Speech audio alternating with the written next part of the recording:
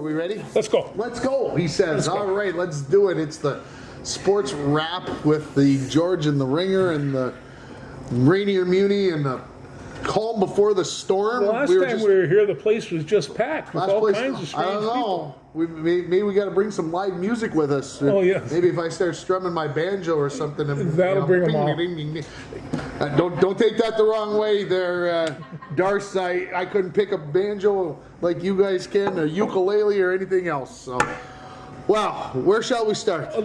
You know, anywhere you want to start. As soon as I went home today, and I started talking to Sue over lunch, the first thing I brought up was the sports conversations we had during the Blues show. Oh gosh, yeah, we taped George's Blues Hour for Saturday night this afternoon, but before this, and yeah, there's all kinds of things. Let's start with the Wild. We might start with hockey. We gotta talk about it. You know, I have to say one thing. A couple of years ago, when Boldy came up, you said after like the first game, we both said he's something special too. He is. Yes. He is. Yeah. No, I enjoy watching him.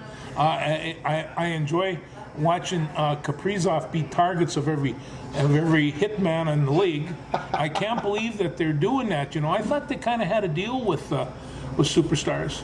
You didn't hurt them because that's the ones people came to see. Your teammates have to come and defend you, and I believe that Ryan Suter in Game 2 tonight, we're taping this Wednesday afternoon, I believe Ryan Suter will be paying the piper. So his sentimentality of playing for the Wild is gone. Yeah. Yeah. And when you cross-check the superstar in front of the goal in the third period, and then the superstar disappears in overtime, that leads me to believe that Kirill was a little dinged after that. Probably was. He wasn't noticeable in the overtime period, if I can say it that way. And I'm not saying that you don't go through periods of where the superstar is whatever. I mean, here's okay, let's put it this way. Kirill at least had a point on Monday night. Connor McDavid didn't have a point in Game 1 for Edmonton against the LA Kings, and he's the greatest player on the planet. Yeah. So it can happen. And I'm not saying McDavid wasn't prevalent in the game. He just didn't have a point. But there are times when the other teams are very aware. Did Kirill, they were double shifting him at times. Was that a piece of the puzzle on why maybe he got a little winded towards the end of double over? He has been playing on a regular basis, and I'll tell you what, you know this thing about this guy, he is in excellent physical condition. He can skate at a very high pace for a long time. Now, my friend Dumba, he got in a little problem on a penalty, and the guy had to leave the game. So here's my thing about it. I'm going to go back to this, and I tried to talk to Dwayne about this the other day. When they put Dumba in the box for his hit on Pavelski, the penalty called after much discussion was a 5-minute major. Okay, let's think about this now. A 5-minute major. And when it was all said and done, he got a 2-minute roughing penalty all of it. And I'm not sure how you get a roughing, because usually a roughing is when you go over and you push and shove and bang somebody's head up. Yeah. And I understand roughing is probably a pretty broad. You don't even see a lot of it anymore. So he ended up getting a 2-minute roughing, and then the guy who came in from Dallas to defend Pavelski got a 2-minute and a 10 because he wouldn't quit. And the Dumba hit, no NHL further, like it was a dirty hit or anything. Was it a little bit late? In these days, yes. 15 years ago, that hit is perfectly timed. There's nothing broad of it. Matter of fact, I don't even think 15 years ago, I don't even think he gets the 2-minute penalty for roughing. And the Wild go on to a power play because the other jackwagon from Dallas is going to the penalty box, and we're on the power play. So are we does this just mean we're in playoff hockey right now and things are just up a little? Yeah, I think playoff hockey has something to do with that. Dumba left his feet, which is kind of a no-no. But, you know, he's shorter than the rest of those guys. He caught Pavelski the right way, and Pavelski hit his head, and he has had a history of concussions. So Pavelski won't play in Game 2. So was it dirty? I don't think so. Was it overly aggressive? Maybe a bit.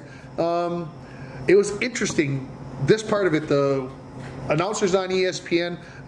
I'm not a superstitious fool, but I am. I started watching the game on ESPN, and so I wouldn't turn over and start watching it on Bally because that's where I started watching it. Yeah. And so I wasn't gonna mess with that. But I know, folks, it's a little weird. But having said that, the ESPN announcers were talking that the Wild want to play a very physical game compared to Dallas' physical game. They want to kind of get up and down the ice, and they said that in the first and second overtime, Dallas kind of dominated the game. I feel fortunate, feel that the Wild fans, we should be happy, feel lucky that they pulled it out. They got a very nice bounce after some hard work by Sam Steele. Let's give credit where credit is due.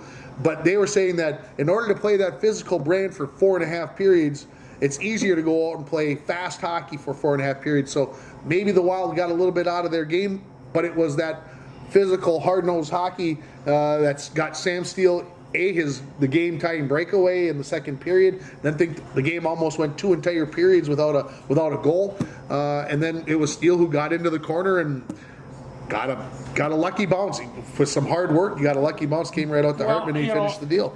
At the beginning of the game, I thought Dallas dominated and really kind of were taking control, and they scored first, and they, and the Wild kind of scored on. Kaprizov got that nice deflection goal. And it was a nice deflection goal. But it always looked like you guys are going to have to pick up the pace because Dallas isn't fooling around here. And they did, and they tied it up. Yeah, I think the Wild have to continue to play the game the way they did. If they try to get into a running match, a skating match with Dallas, they're probably going to end up losing that game or losing the series. They need to continue to be physical, hard-nosed. Going to be a lot of one-goal games. Yeah. Evison said it on the radio this morning. He said there's not much difference between these two teams. He said it's going to be one heck of a series, and don't be surprised that if it's got to go all the way to 7 for it to be decided. Well, let me ask you this: is this first game, the win of this first game, is that big? That's huge. Okay. Especially when you win it on the road. Yeah.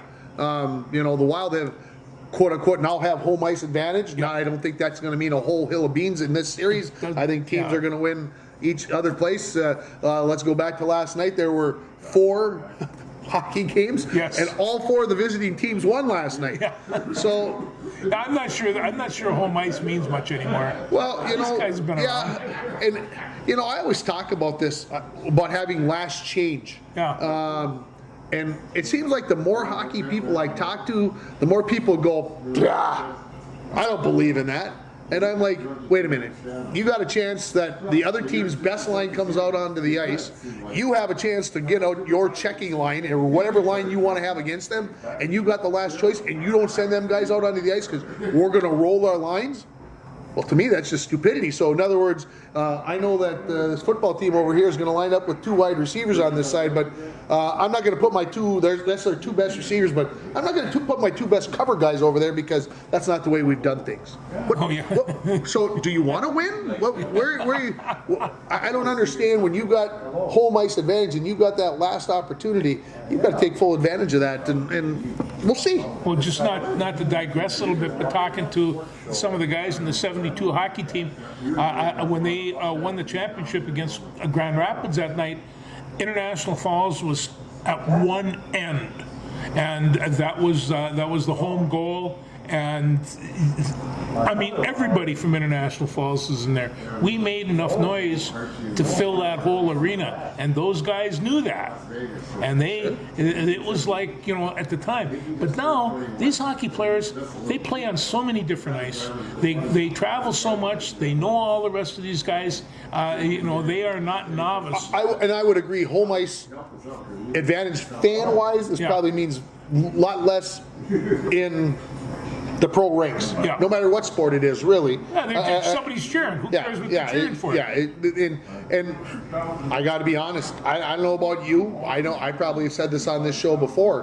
When I played, I couldn't hear anything anyway. No, I couldn't. Honestly, I'll use the example this morning. I went and worked out. The music's playing in the background. As soon as we went into exercise mode, I don't hear the music. As soon as I get done exercising, I'm standing there not doing anything. Then I hear the music. As soon as I go back in, the music's gone. So I think a lot of it goes away. Well, I mean, I kind of remember competing and aware of what was going on. Never wrestling. Huh? I had no idea. I couldn't hear anything. I mean, Could you hear your coaches? Not very much. Yeah, that's kind of the way I feel about it too. Yeah. And it's nothing, whatever. But our good friend Stuart Nordquist always said, the year I was a head coach, make sure you're talking to your quarterback. Whether you believe it or not, he can hear you. He can hear you, yeah. Your voice, he's tuned into that voice Yeah. because they hear it every day and they know that whatever. And I have to say, it does work. Even though I think players tune things out, they do hear things. Oh no, yeah, So, they do. And in football games, because you talk.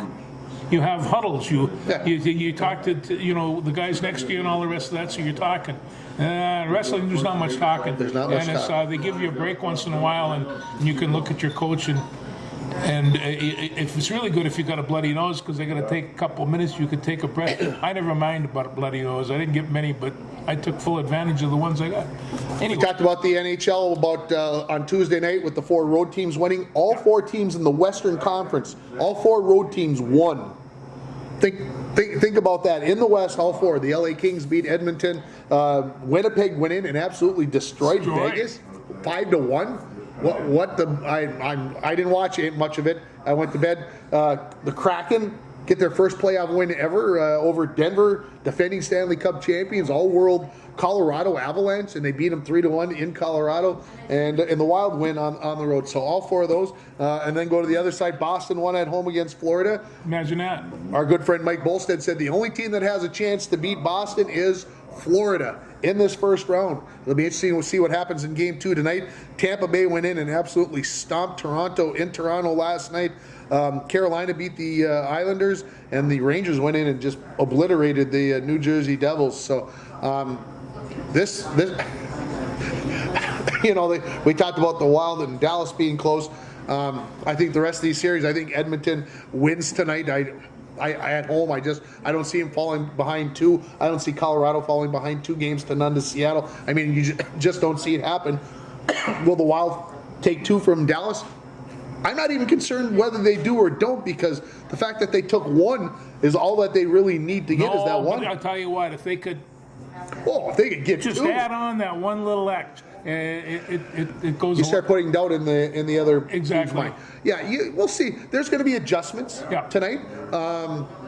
Do want to mention Brock Faber had a pretty nice save with his stick in the second overtime, and of course Philip Gustafson made 51 saves officially. Finally, they were So we finally answered that question. I think Who was we've going to answered be the goalie, question. and he was outstanding. He was outstanding. I think he gets the start in net tonight. But if it goes lengthy game, I wouldn't be surprised to see Fleury get a start at home if it gets another long game, because you start thinking about the attrition and staying fresh and whatever else. So Yeah, there's very few of those guys that can do 7 straight, so that it would be a good we'll break. see. I want to mention Alex Lyon from Badette, who started in goal for Florida the other night against Boston, and they ended up losing that game. There was one bad goal that he gave up. I'll say it a bad goal. It might have fluttered on him a little bit, but does he get the starting goal tonight for Florida? He had been 6-1-1 in his last 8. Talk about riding hot goalies. We'll see how it all pans out. If you don't have a hot goalie at this point in time, you don't get the win. So. They're all hot. Anyway, it's going to be exciting. It's going to be crazy. Like I said, I don't think there's going to be many sweeps here in this opening round. Like I said, even Boston, I think, who's playing out of their minds, can't even sweep Florida. But we'll see. No, and I mean, I watched the game the other night and really enjoyed it. But it constantly amazes me when these guys are in the top level of competition, how big and how fast and how extremely skilled they are with that stick. They're really amazing athletes. One thing I will say that just made me think, if you were watching like I was, the 2 hockey games at the same time the other night, Edmonton and LA, and then the Wild and Dallas, on ESPN, both of them. But if you watch the Edmonton game, you could see the puck, because they had the camera zoomed in enough. I don't know what the cameraman in Dallas was doing, but he was so far back you couldn't see where the puck. Anyway, hopefully they get that guy pulled. Well, and they get only somebody. really actually had one side of the camera, and so you were getting it from the right side of the rink, and that was the only place that you got it. Let's move on to before we leave hockey, U.S. women, USA women beat Canada the other night in the World Championship game. And on Sunday night, by a final score of 6-3, Canada led 1-0, 2-1, 3-2, but the States wouldn't go away. Scored four. How many championship in a row has Canada and USA played for the? I think there has been 22 or 23 of them. They played in every one of them but one. Yeah. And Canada was the odd team out. So the USA has played in every World Championship game. Canada has missed one. I think that's what I remember reading someplace through this course of things. A lot of hockey talent out there, Tim. Well, and, the scary part is Canada on their home ice, in front of their home fans, take 2 penalties back to back, give the United States a 5-on-3, and they banged home. Hillary Knight banged one in from the top of the slot, and she bangs one in from the lower slot where they changed their power play look a little bit from against the 5-on-3 to the 5-on-4, and she banged them home 29 seconds apart, and they get an empty netter. And so it's nice when your 8-year-old son understands how big it is that the United States beats Canada. Can I say that? Can I say that? We're trying to train him well. Yeah. So anyway, to me a big deal because it is such a rivalry. It always seems this year at the World Championships it was different. It's always the U.S. wins in the preliminary rounds and Canada wins the gold medal. They switched them this time. Canada won in the preliminary round in a 9-round shootout, and then the Wild came back or the women came back. She's got her Wild jersey on. Yeah, she's ready to go. The women came back and won the championship game. So congratulations to them. Let's talk basketball. What kind? Let's talk the pros first. Okay. Let's talk about. How's my friends at Golden State doing? Well, Golden State for the first time in the Steph Curry era are down 2-0 in a series. Isn't that something? Are you kind of surprised at that? Oklahoma City? I mean, Sacramento. Or Sacramento, I mean? I'm surprised in the fact that they've never been down 2-0 before, which surprised me because obviously they've been very good. It doesn't surprise me because Golden State was horrendous on the road this year. They were. Absolutely horrendous, but pretty doggone good at home, which is where they're heading for games 3 and 4. The thing that bugs me a little bit about it is Steph Curry. We know that he can hit wild shots. Yeah. But it's almost like he's got it set up that he's shooting all these wild shots. I mean, there were times when he could set his feet and he's just kind of running 3-pointers up.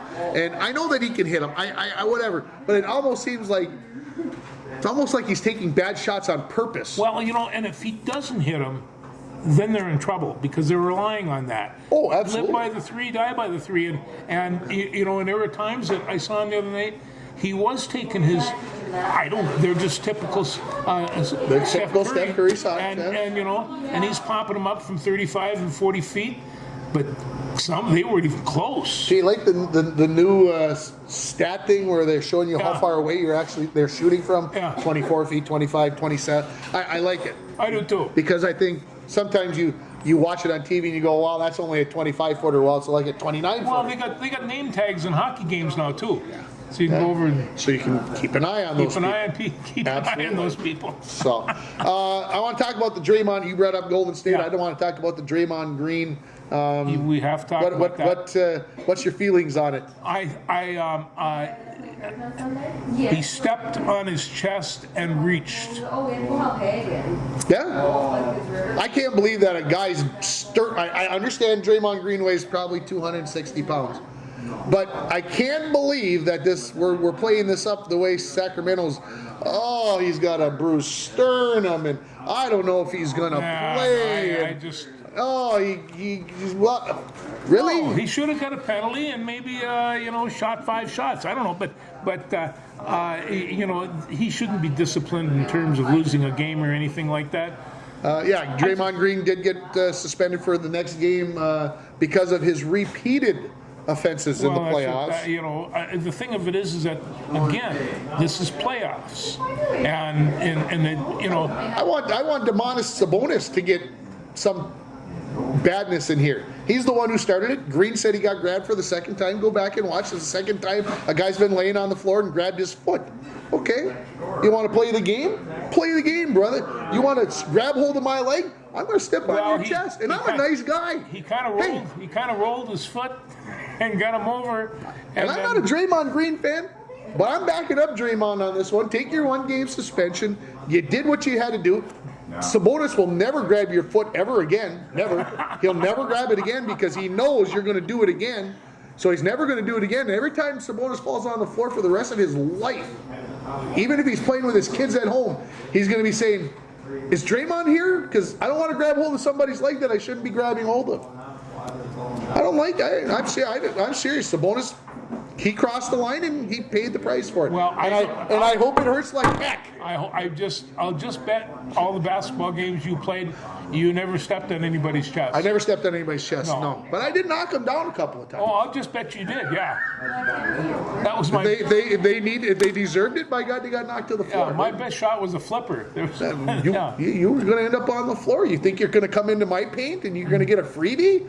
No chance in heck. Yeah. We're going to go to you want to come in and try to get an and one? You're not getting that ball you up have to the to take basket. a look at the Go people, to the free throw and earn your line and earn your two. Sorry, I got to get. No, some of those people that are in the paint, like they are big people. Oh. And I wouldn't want to grab anybody's leg because they might tip over and fall on you.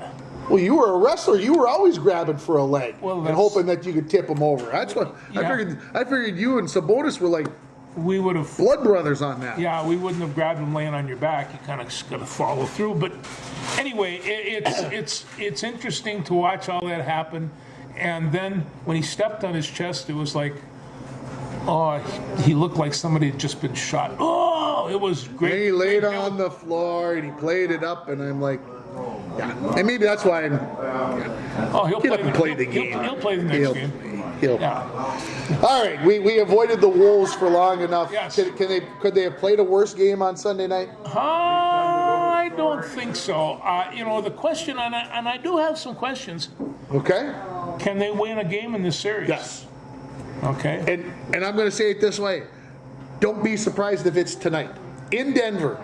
I know Denver's the number 1 seed. I know Jokic is the player of players. I get that. Somebody popped him in the nose the other day, and that looked pretty good. Denver's a good team. Don't get me wrong, but the Wolves can take a game or two from Denver, and it's going to be sad that they didn't beat LA when they had a chance in the play-in game, because they definitely would have beat Memphis. The Lakers are on to the next round, and that pains me to say. But Memphis might win 1 game, and I think the Lakers are going to win it in 5. Okay, so let me ask you this. What do the Timberwolves need to win this game? Because I think right now I saw Anthony Edwards, he couldn't shoot to save his mother's house. I agree. And ordinarily... And Karl Anthony Towns was 5 for 15. 5 for 15. Had 11 points. Yeah, see that. The Wolves scored 80 as a team. I mean, that's a college game to me. That's not a professional game. Well, it's 29 points behind the leader, so however it works. To me, and here's, you asked, and I'll put it this way. Okay. My belief is that they have to be more aggressive going to the basket. Okay? And they need to go inside. Okay? Rudy Gobert has to have a bigger game on the interior. They have to be able to feel comfortable going to him inside. Where does that come from? Well, that comes from them being able to penetrate to the basket a little bit. Now, what we have found out about Karl Anthony Towns is that he can't dribble penetrate. No. Yet he continues to try to dribble penetrate. It's not something that, it's not his, he can't do it on a consistent basis. Once in a while he can get away with it on a mismatch, but he can't get to the bucket. Right now, I'm not sure what's wrong with Anthony Edwards. He seems unwilling to go to the bucket, be fully aggressive. I think there's at times he is aggressive because basically they're like on the sideline going, you have to penetrate, go. It almost gets that feeling. Well, and sometimes... And it's almost like he's going, yeah. I sometimes see him take that short jumper, and he's been very effective with it. A lot of people are, but nobody seems to use it. Not a lot of people use that. He's a streaky shooter. Yeah, he is that. He's a streaky jump shooter. And that's in order for him to be productive, he needs to be, he was the leading scorer the other night with 18 points. When's the last time you heard of an NBA team that had their leading scorer with 18 points? I mean, that just doesn't happen. So I think they need to be a little more aggressive. You know, it was a 26-23 game at the end of the first quarter. Yeah. And they had said that they didn't play very well. And Finch said they took bad shots. But what does that mean to me? We're settling too much. It means we're settling for 3-pointers. We're not going to the basket. Well, this was the problem against too much standing around. We're settling for jump shots. We're standing. Nobody's moving. Well, you're pretty easy to defend if everybody's just standing. There. Hey, you don't want to move? Great. I'll stand here and rest up so I can be better on the other end of the That rule floor. of basketball has not changed, has it? So I think aggressiveness, to me, that's the difference. And not out of control aggressiveness, though. I mean, you got to go to the bucket, but if it's not there, kick and hit some threes. Kick those out, yeah. Obviously, without McDaniels and without Naz Reid, that's playing a part. But can the Wolves win a game? Yes, and I say they will. Well, I have to agree with one thing. Naz Reid he came in and played good basketball every time I saw him out there, and he was working hard, getting good rebounds and playing good defense.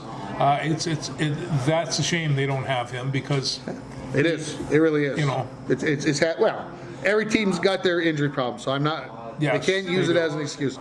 But Wolves don't win this series, and I don't think really anybody ever going into the series thought that they would.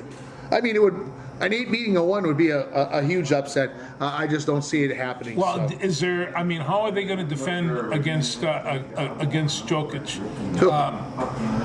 Jokic is a guy who seems to get the NBA extra step, which makes him almost impossible to guard one-on-one. You almost need to come and double team him at times, do it different ways. The problem with that is he's an outstanding passer, much like Joel Embiid is a pretty good passer when he gets things going in the right direction. So, they say Jokic is a center. Come on. No, he's not a center. He's a forward. Okay, call him a center. Fine. Power forward, whatever it is. He's not Shaquille O'Neal. He doesn't go stand his butt down on the block like Rudy Gobert in the centers. No. He goes and he stands on the elbow. He stands out by the 3-point line, and he takes you off the dribble. He has a really good shot, too. He's got a really good shot. Is he going to win his 3rd MVP in a row? No. That will go to Joel Embiid. No doubt about that in my mind. So, well, I'll just tell you, that look in his eye coming on the court, I'm glad I'm not defending him because he's scary.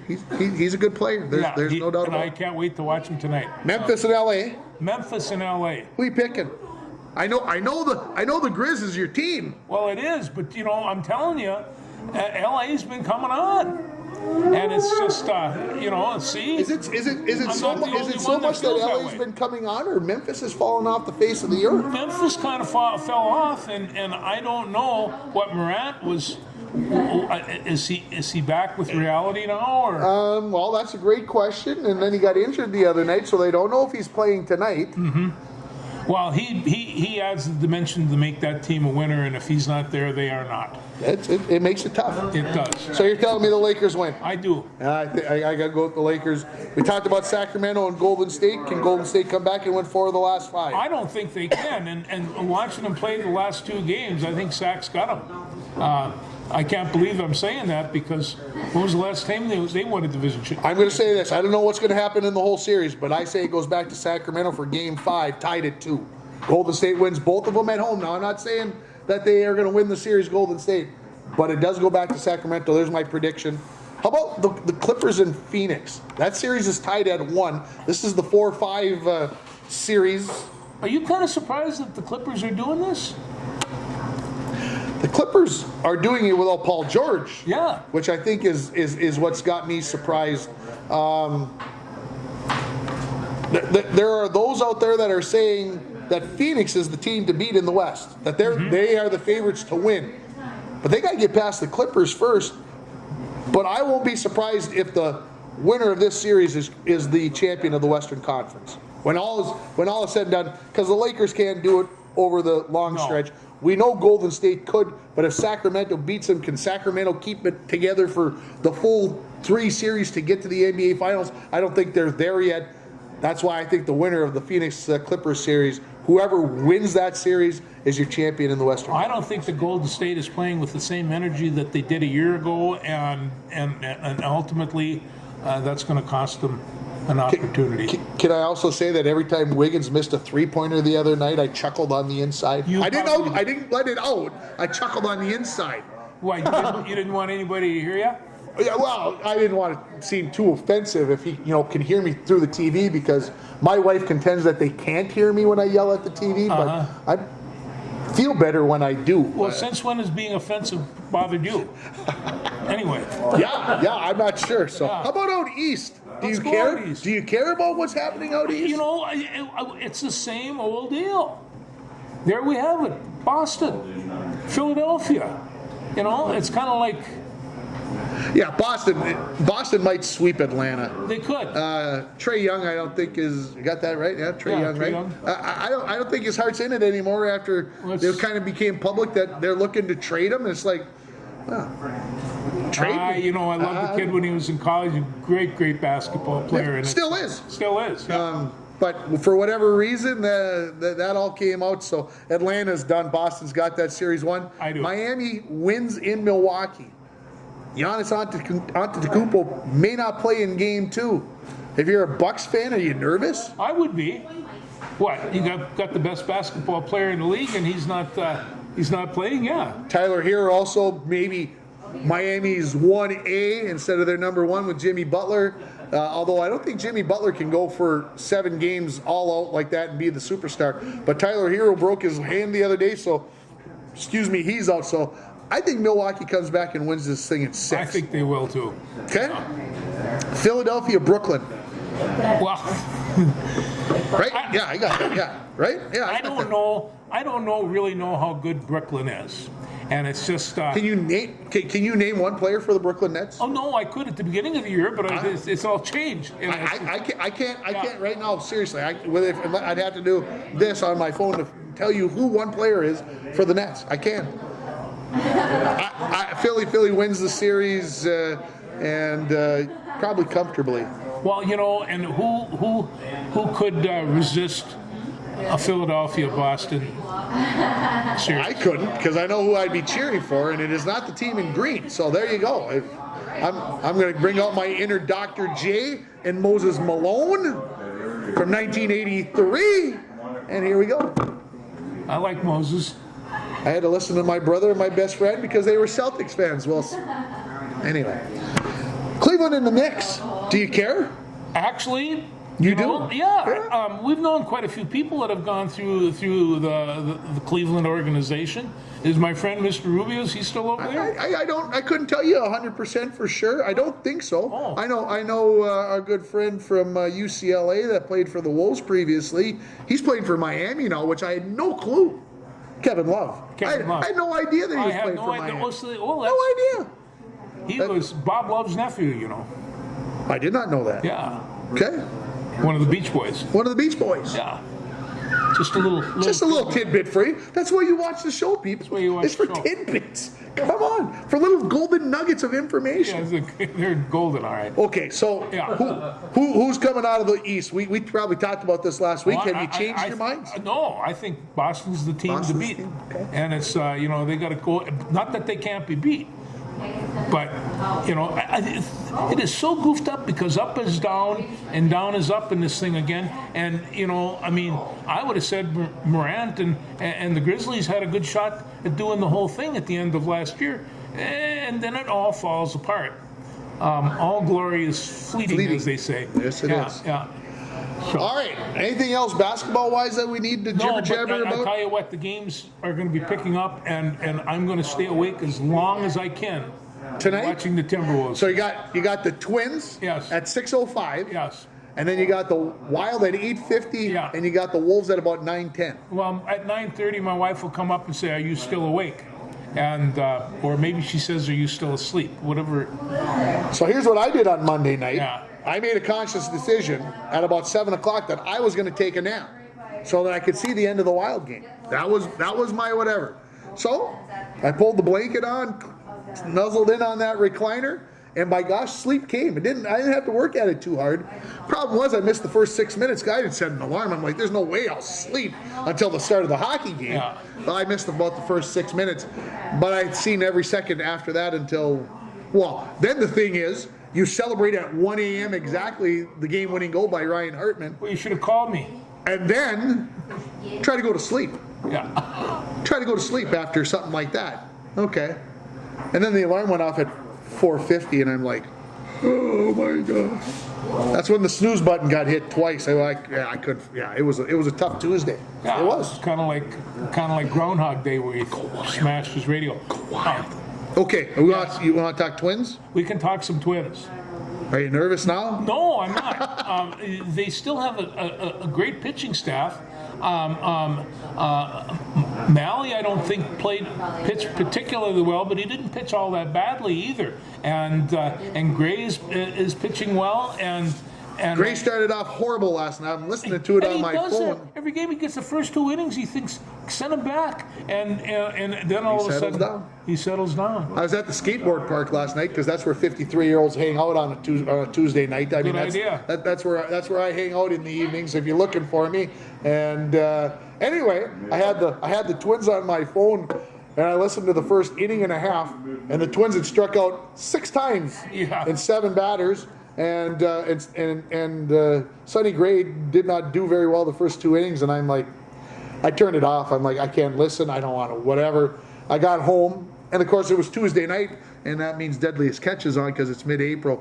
And I'm sorry, there's one show that I always watch the first few episodes because I want to know what the drama is for the year and what's happening. So anyway, I watched that and didn't really watch the Twins until I'm like, I probably should check to see where they're at. Well, they're up 2-1. Yeah. After the horrible start, you're like, they ain't got a chance. They're up 2-1 after Max Kepler hit a home run, and you're like, okay. Then this piece of paper. I don't usually bring notes anymore, but I brought this piece of paper. 8th inning, bottom of the 8th inning. Boston's at the plate. Ground ball. There's a runner on first base. There's a ground ball towards the hole on the third base side. Miranda comes up, throws on to first base, and everybody's like walking, and I'm like, what's going on? Announcers don't know what's going on. I don't know what's going on. All of a sudden, they come out and they realize that it's catcher's interference. The bat came through and hit Vasquez's glove. Yeah. Now, did you know this? Because I didn't know this, and I was an umpire at one time, and we've got an umpire sitting in the crowd. Do you know that when there's catcher's interference, that the play needs to play all the way? It's not a dead ball. It is not a dead ball. It's a live ball play, and things can result from that. So, here's what happens. So it's a live ball play and he cannot be called out. But he cannot be called out. But if the defense throws the ball all around, let her rip. So, Miranda gets the ball at third base, chucks it over to first base, and Solano is playing first base. Well, what didn't he do? He didn't put his foot on the bag. He walked off the bag.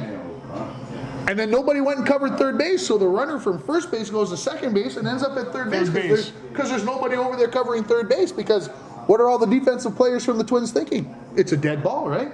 So thumbs go up your butts, your head goes the other way of the world, and nobody's paying attention. So there's Dick Bremer, our good friend Dick Bremer, love him. He's like, why is the runner on third base? Shouldn't he only be on second base? Well, here's the rule. The rule is that it's a live ball and that the offensive team has the right to take the catchers at the end of the play, take the catcher's interference, which is awarding you first base, and everybody would move up a subsequent base if he would force them, or you can take the result of the live ball play. It's up to the offense to decide that. So if he goes and you hit the glove and hit a home run, you take the home run because take the home run because it's a live ball play, and that can happen. And if you take strike 3, you go to first base. That's correct. Yeah, there's nothing confusing about that. So, try to explain that. Of course, nobody was covering third base, so the runner from first gets to third base. It's a legal play. One batter later, they knock him in. They tie the game at 2. They get it to extra innings. The Twins look like they've got it won in extra innings. And then Giovanni Moran comes in and he pees it away with trying to throw his slider out of the strike zone 19 consecutive pitches. And Boston's finally like going, don't swing at the slider. You can't put it in the strike zone. Don't swing at the slider. So he keeps throwing the slider, and pretty soon the bases are loaded, and there goes the ball, and we're tied game. And then Verdugo comes up, your good friend Alex Verdugo, who's got family here in International Falls, and he hits one down the first base line, and it's fair by about that much. It's a game of inches. It's a game of inches, truly. So anyway, the Twins lost 5-4. When you score 2 runs in the top of the 10th inning, you shouldn't lose 5-4. That's what I'm saying. That's why I'm mad. No, there was, I think Sid came up to see if I was all right, because apparently there was a loud moan come out of the solarium. And so, you know. She wanted to know if Draymond Green had stepped on your chest or not? Something like that, yeah. You all right? Yeah, I'm fine, kind of. Yeah. Hard to say. Yeah, it's hard to say. Hard to say. So anyway, the Twins have lost 3 in a row. Long story short, they win the first 2 at Yankee Stadium. And we had things. How shocked were we? They were going to sweep them. I mean, they were going to get 3 or 4 anyway. We knew this. Yeah. And the way it worked, you know, that big guy, the judge, yeah, he can still hit the turnip. Still can do that. Yeah. Boston's a bad team. I'm just going to say that right out loud right now. They're not a good team. Sorry, Red Sox fans. They're a bad team. They're the Red 8 and Sox 9. fans They're know 8 and 9, and the Twins are only 10 and 7, so they're only 2 games ahead of them. But I expect that the Twins will win the last 2 games in Boston and come home with a 2-game winning winning streak. I mean, what are we talking? Who's leading the division? The Twins? Well, then there you go. There you go. Everything's good in the world. Here's the scary part. Cleveland goes to Detroit, loses a doubleheader. They didn't get to play on Monday, so they played 2 on Tuesday. The first game was a 4-3 game. Went 2 hours and 23 minutes. Great. Second game was 1-0. 1 hour and 50 minutes. Oh, these games go fast. I went down for a sandwich and lost 2 innings. You were lucky, but it was only 2 innings. They said that the first game of that Detroit-Cleveland game was played in Detroit. Detroit, I told you, is a bad team. Yeah. It was rescheduled for Monday. Game time temperature was 36. Oh, God. They said the wind was blowing almost 20 miles an hour. Oh, it's cold down there. And they were being serious. They said there was only about 100 people in the stands for the first game. 100. I wouldn't have gone. 100. For a Major League Baseball game. 100. I'll tell you why that is. It's called Lake Huron, and it's right next door. On the map, it's only that far. It's right there. It's right there. It's right there. Windsor, Ontario, right on the other side, baby. Mm-hmm. Been to Windsor once. I ever tell you the story about Windsor, Ontario? I can't tell it here on TV, so we'll have to do that after the show. Everybody's wondering about Windsor, Ontario, and what happened there. Yeah, so no worry about the Twins. No, their pitching staff is still the best in the league. Not as good as it was a week ago, but still good. Still good. It's still very, very good. They signed Pablo Lopez to a 4-year extension. That's fine. For, what was it, 90, what was it? 73. 18 and a half it came out, 73.5 million. I have seen this man throw more completely unhittable pitches of anybody I've ever seen. You can't physically hit him. What I love about him is that he can pitch poorly, and then he can change his whole attitude and come out and absolutely mow you down. Well, that's the part. You know, usually sometimes you get a guy who gives up, like Sonny Gray, who didn't give up last night. Usually you get these guys who give up one bad inning, and then they sit there and they pout, and then they give up another run, and they give up another run a couple innings later. These guys, that doesn't happen, and that's a great sign for the Twins. Well, and also, you know, I like this Johan Duran. Now, he's been having a pretty tough go, but I see him throw high and inside at 104 miles an hour. This is like a bullet coming at you. I don't even know how you see it, not to mention react to it. Yeah, how do you hit it? I don't know how you hit it. You just, hopefully you get out of the way. And then he looks and he feels bad that he threw at your ear, but he doesn't. It is just really one horrific pitch. No 2 ways about it. And I think, what do you call it coming back? The jaw splitter? Oh, Farmer. Farmer. Huh? Yeah, they say that he's been doing some baseball activities after. You want to? We should talk about the job. We should talk about the job because last night in the Las Vegas Winnipeg game, I don't have his name written down here. I should have, but I can't remember what it is. Anyway, the Winnipeg player fell down, hit the skate of the goaltender from Vegas, 75 stitches. 75 stitches. Now tell him the real kicker in that story. He was playing in the game less than a period later. Less than a period later. Had the had a cage on, cover him up so they didn't get busted back open again. 75 stitches and came out and played the final period and a half. You can't deny that he's tough. That is tough. Would you leave your face? Well, of course, he was probably on some pretty good drugs to keep that cut, when they sewed him up. So he probably's feeling pretty crappy today, though, I would guess. I would guess he's a little bit sore, yeah. I would guess he's probably not chewing a whole bunch either. No, he'd be doing... Of course, you can get good liquid meals these days. You can get good liquid meals. Yeah. Okay. Do you want to say that Tampa Bay lost, finally, after winning 13 straight? They couldn't set the Major League record. They tied it with the 82 Braves and the 87 Brewers. Did I get those in the right order? That's still a pretty good run, especially... 13-0 is a great start. Yeah. Yeah, lost a couple to Toronto, and then they picked it right back up, and they're winning games again. So, anyway, the Loons lost at home. The Loons lost. Coach says best game we played all year. After watching the film, it's the best game we played all year, and they lost 2-1 at home on a Saturday night when it was snowing like the dickens here, freezing rain after the Hall of Fame ceremony, which we're going to talk about in a moment. And they played outside in St. Paul, Minneapolis, wherever you want to put the line in between the two. Anyway, best game of the year, and they lost 2-1 to Orlando City. That's a tough pill to swallow, isn't it? Well, it is, and does that pass what they used to say, the laugh test? Yeah.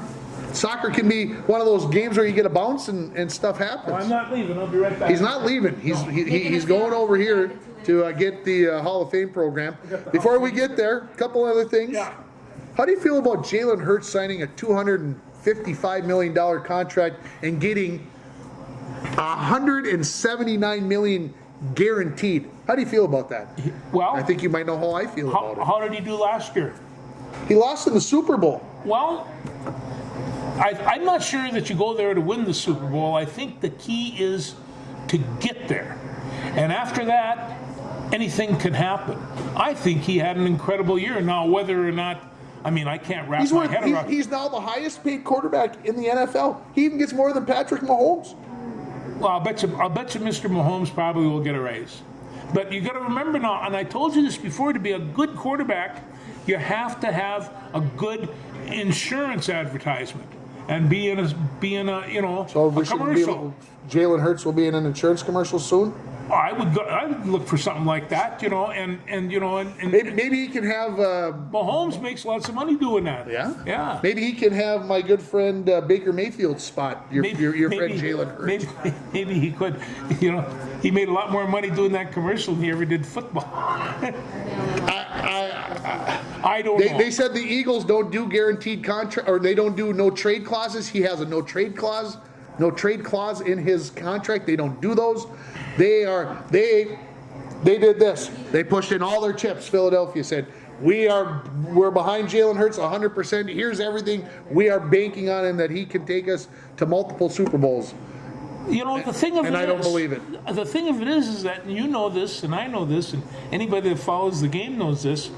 Look at that arch on TV. Yeah, it's just St. Louis. Yeah. You could be a really good quarterback, really good, and not make it to the anywhere. Yeah. Because you have to have offensive linemen, a punter, a field goal kicker, a couple of defensive ends. You got to have all these. So now that you've put $179 million into your quarterback, do you have the money to be able to put those other folks around him? That is the question. Yes. Therein lies. That is the question. Yeah. Of course, Kansas City gave $50 million to our good friend Patrick Mahomes over 10 years because he signed a $500 million contract, and somehow they still managed to get things done. So maybe my argument doesn't hold water. They lost the fastest receiver in the world, who's also lost another job. Tyrell Hill, he's didn't matter. No. Just keep loading up. Just keep doing what you do. Yeah. I have nothing against Jalen Hurts. I just don't think, and this is me now, I don't think he's going to hold up over the long haul. This is a Lamar Jackson type thing where he's a busted leg away from having a career-ending injury, and they all are. Yeah, don't get us wrong. Yeah. I just think, Kirk Cousins okay, who's this, doesn't have it in his eyes, according to Mike Bolsa. He's got puppy dog eyes. The son of a buck plays every play of every game. Never He gets doesn't hurt. Never gets hurt. No. Wow. Yeah. We better. Something. Sorry, everybody. Before they trade Wow. him, you know, Before they trade him to San Francisco and bring Trey Lance back to Minnesota. you know, and I mean, I always ask. Okay. You're going to get rid of Kirk Cousins and replace him with who? And nobody can come up with that who thing. Because everybody has a different idea what a quarterback does and what a quarterback should do, and all the rest. Lamar Jackson should do this, Aaron Rodgers should do that, Trey Lance should do this. The one that's there every play is Kirk Cousins. He's constantly ranked in the top 10 of all NFL quarterbacks. Yeah. I'm not saying he's cheap. It came out today that the Vikings were talking with San Francisco at the NFL Combine a couple of months ago about Trey Lance and about bringing him home, and you would assume that meant swapping quarterbacks, right? I don't know. Is that an even trade? I mean, is there going to be a kicker? It's not an even trade because Kirk Cousins is maybe got 3-4 years left in him. Trey Lance may have an entire career, but you want to talk about Jalen Hurts. If I'm worried about a Jalen Hurts, I got to be terrified. Yes. Of a Trey Lance because that son of a gun can't stay healthy. Yeah. Well, you know, and I love the kid. For him to come back and play for the Vikings is a true story. But you know, when you take a look at this, you know, you got to go with what's consistently been there for you, and maybe Kirk Cousins doesn't have it. There were times last year when I thought he had something going for him. You know, maybe a receiver. Horseshoe in his butt, you mean, type of thing?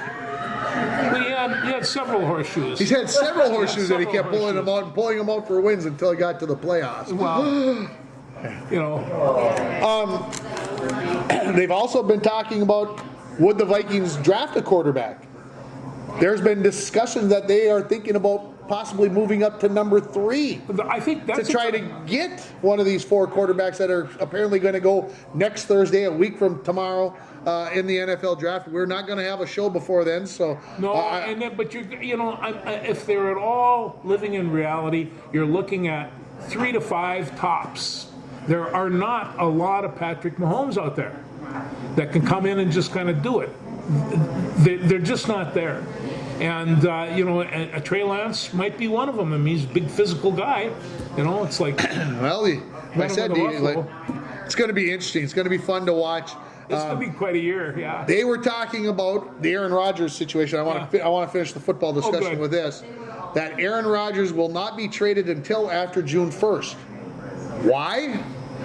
Because if they trade him now, they have to take the entire $45.7 million cap hit this coming season. Yeah. But if they wait until after June 1st, they can get it down to like $24 million for this year, and the other millions would be transferred to a different year.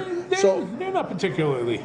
And I'm just like, we sit here and complain about this, that, and the other thing. There's too many complexities with that, with the salary cap and everything else. There's obviously reasons why things don't happen. No, there are, and they. I don't think the Packers. What's in it for them to send him to the Jets without any inconvenience? Yeah, they'd like to make his life as miserable as possible. Well, no, just as miserable as he's made theirs. Yeah, and it's which, I mean, I got nothing against the guy. He's been. You know, I mean, he's desperate. He lived in a tank for 3 days with no light. I'm not sure they had anything else either. This is a strange guy. All right, last week our show was exactly 1 hour flat. I don't know if you noticed, but I'm a numbers guy, so I noticed those things. But what we did fail to talk about was the Bronco Athletic Hall of Fame ceremony. That was last Saturday. We should have had it on last week's show, but man, I don't know what we talked about for an hour last week, but apparently we did. So you were at the ceremony on Saturday night? You take a look. I'm looking at Tony Kern, Gary Davidson, Jeff Lindvall, and Dan Malley. I mean, I knew these guys growing up. Jeff was a little bit younger, but Gary Davidson, and not only watched him as a teenager, a young 7th, 8th, 9th grader, but I got to play against him for 20 years for City League, so I got. Did you ever get busted in the chops? Yeah, Lots of times. Yeah. he had no problem busting chops, and then as soon as he got that ball in the baseline, you might as well start running at the other end because the ball was going in. It was going in, and he was incredible doing that, and he did that. Oh, I'm guessing close to 60 years old and was still playing. And Yeah, I think if I remember right, his daughter said he played till he was about 55. yeah, City he League, just no, but he was really a super guy, and I knew his son Jimmy, and he just absolutely a super guy. Tony Curran, I say this about Tony, class of '65. I had an opportunity to play a little football with him, and he was the smartest guy in the field. Him and Johnny Thompson. Well, he went to West Point. He went to West Point. He was an engineer out of West Point. So he knew numbers as well. No, he could see things. He was an incredible football player, and his hockey speaks for itself. So, but a leader. I mean, he was. When you saw a Tony with a pile of books, he actually read them, and it's just. He wasn't carrying them around for decoration. He was not. And he was a good student and a really good athlete. Could run. He could do the whole thing.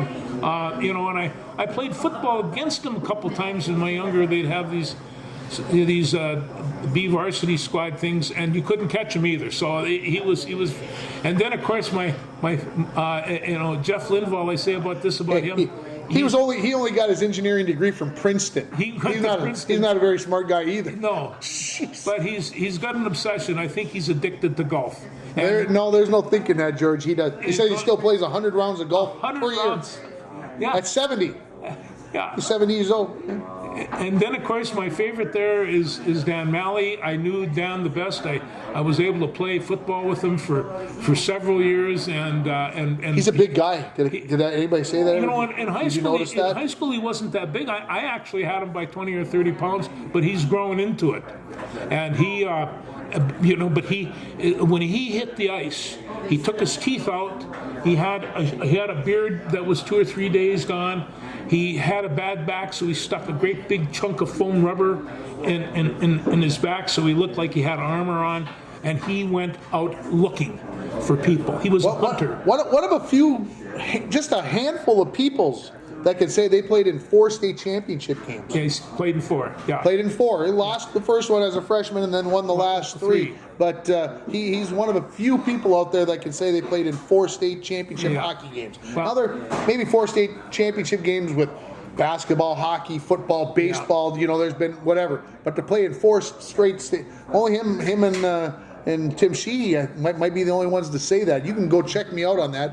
But there's not too many teams that have played in 4 straight state championships, so it should make the math, the investigating a little easier. When you watch the two of them play, and Dan didn't knock everybody down. He knocked quite a few down, but there was one side of Tim's offense that he didn't have to worry about. And Pete Haig was on the other one, which wasn't bad either. He could skate just as fast, if not faster than Tim. But Dan protected his flank for all 4 years. There was no two ways about it. It was he was really, he's the kind of guy you want to go into a crowded bar with. It's the 64 team also was inducted. Hockey team went in. Curran and Malley were both members of that team. Saw a couple of people there. Kip Narbo was a 64 guy, and his dad was Marty Narbo, the Phi Ed teacher. But Kip was a real popular guy around school, and it was good to see him. The other guy that I saw that I hadn't talked to in a long time was Pete Cronkite, and it's just like, and I mean, he says, yeah, I remember you, and we go on and on. But I hadn't seen him, I'm sure, in 50 years. Sure.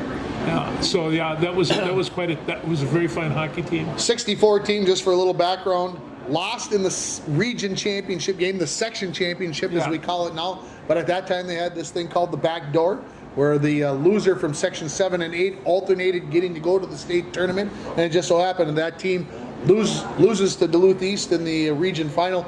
Then plays Duluth East in the quarterfinals of the state tournament and beat them 2-1, and then went on to beat Grand Rapids. Grand Rapids was the 72 team.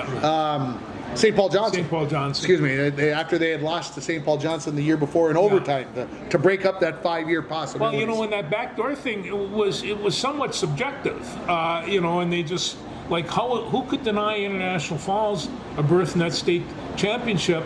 They were probably the best team in the state by far, but East picked them up, and a guy named Benji Wolf was on defense. And I mean, in those days, your opponents, you kind of got to know them, and so when you see Benji, go at him, boy, you cheer for him a little bit. And Benji wound up being at UMD and playing with all the rest of these guys. But and the other thing I wanted to talk about was when you do these out-of-town trips, and anybody here will tell you, there was a miles of long caravan coming back. Everybody went to those hockey games. They loved going to the Eveleth Hippodrome. It was kind of a big place, and it was warm with inside a rink. It was a 72 team was also hockey team was also inducted, and there was a 3-year span, 71, 72, 73, and there are the Bronco hockey aficionados out there that will tell you that the 71 team and the 73 teams were both better than the 72 team because they were so young. They only had 6 or 7 returners, the 72 team, but the 72 team was the only team to win the state title. 71 and 73 both took 3rd place. And this will stick in my mind. I don't think I'll ever forget this. Jeff Lindvall, who was on Coach's Corner Saturday morning, who won a state golf championship as a senior in 1971, and then went on to play golf at Princeton. The guy I mentioned got his engineering degree from Princeton. He said it would have been more important for him to win a state hockey championship than it was for him to win a state golf championship individually. I believe that. And to me, that was, I understand doing it with a team. I understand doing it with your brothers, your hockey buddies. But to go out and win an individual state championship, that's all you. That's a big deal. And so for him to say that winning the state championship in golf would have meant less than winning a state hockey championship with his teammates, maybe that says more about the guy than I. But I thought it was an interesting comment. And Jeff, I'm not saying I disagree with you. I'm just like, that's a stunning statement to me. When you take a look at the 72 team, all our state champions had legitimate stars on their teams. And you take a look at this bunch. Number one, you have Pete Wasilovich, who's considered one of the finest Lots of people are argued the best goalie ever. Craig Dahl, Jim Knapp, Jim Jorgensen, Don Reuter, and Terry Burns was still the coach, and Kel Sandbeck and Buzzy LaFond. And then, of course, Dave Brown and his little brother, Paul Brown, and Steve Johnson. I mean, they had a bunch of people on here that could play the game. And there's those out there that will say that Dave Brown was the best Bronco hockey player ever. He was an extremely talented person, and boy, was he fun to watch. So, there's the 11th induction class into the Bronco Athletic Hall of Fame. Had fun. It was a great time. I didn't get to maybe BS as much as I have past years, as I wasn't quite involved, but was there. And I say, I grew up with some of these people, and it was a good group of people to grow up with. So, if you want to go back and watch the induction ceremony, hear some of the things that were said. There was some good stuff in there. You can always go to yourliveevent.com if you're a Bronco fan, and just go to Broadcast Archives. Search underneath there, go Bronco HOF or Bronco Hall of Fame, and it pops right up. It's right there, and you can go back and watch the entire thing. So it was a fun night. It always is. It always is. Yeah, that was a great time. Anything else? No. Good job on this, by the way. Holy smokes. We're over an hour again, George. Oh. What the heck? People don't have this kind of much time. Hey, we're going to take, as we mentioned, we're taking next week off. George is going on vacation. I'm going to Nashville for an What the audition. heck? What's more important, Nashville, Tennessee, or being here for the show? Come on. That's all right, man. You start the show, I'll call in. Next time we talk, we'll know who the Vikings have drafted and whether they've traded Kirk Cousins away for Trey Lance or not. I can't wait to find out. See ya. Thanks.